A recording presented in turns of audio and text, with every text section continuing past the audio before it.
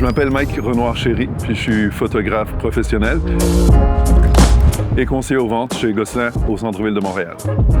Je vous amène avec moi aujourd'hui faire de la photo de rue. Le jeu, faut s'adapter dans les belles rues de Montréal, puis on va aller se promener pour chercher des sujets intéressants. Venez avec moi!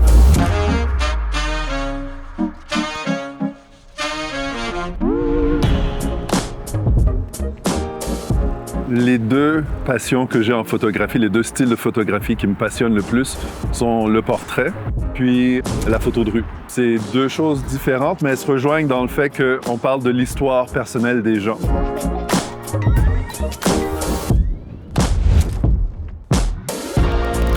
J'ai essayé de prendre la dame qui passait entre les deux pots d'arbres, les pots de fleurs géants, puis je l'ai prise de dos qui passait entre les deux. Présentement, je suis à 1 sur 500 puis 2.4 d'ouverture à 100 ISO.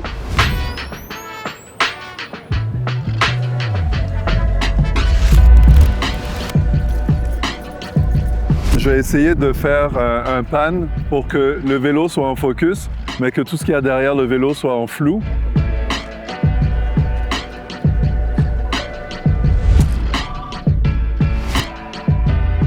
Ah, puis il me regardait en plus. Flou de mouvement.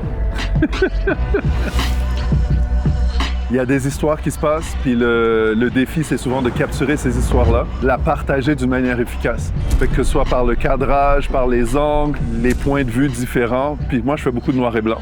C'est ça qui m'allume le plus.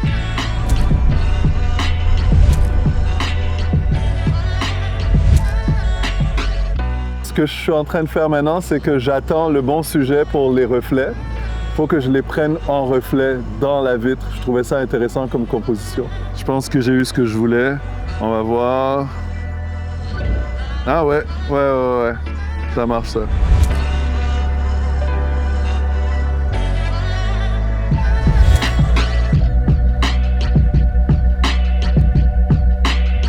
Ouais. J'ai eu ce que je voulais. Ah ouais. C'est la famille, c'est la dame, le ballon, la petite fille qui marche. Puis je voulais pas prendre les visages parce que je trouvais que de derrière, ça avait un effet plus nostalgique. Je voulais prendre la dame qui contrôle la circulation pour rappeler le orange dans l'immeuble. Parce qu'elle a son drapeau orange, sa veste orange. Ça ferait quelque chose d'intéressant. Elle a passé devant moi juste à temps, j'ai pris la photo. Puis je pense que celle-là, dans Photoshop, je vais la garder tout en noir et blanc, sauf tout ce qui est jaune et orange, puis la veste de la brigadière, là. Je pense que ça va faire une très belle photo.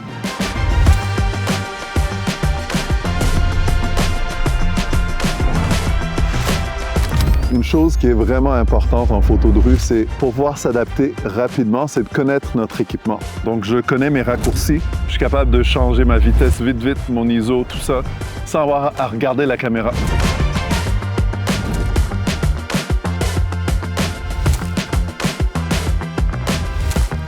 Je me suis arrêté ici parce que j'aimais bien les marches. Je trouve très intéressant la composition avec le monsieur qui est assis sur le côté et le sujet qui se trouve en dessous des marches.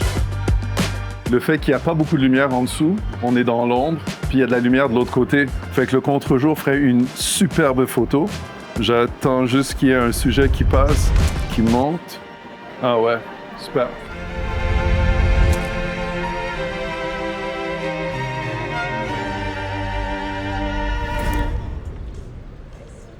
Si j'avais un conseil à donner à quelqu'un qui commence en photographie de rue, ce serait de ne pas avoir peur de faire des erreurs.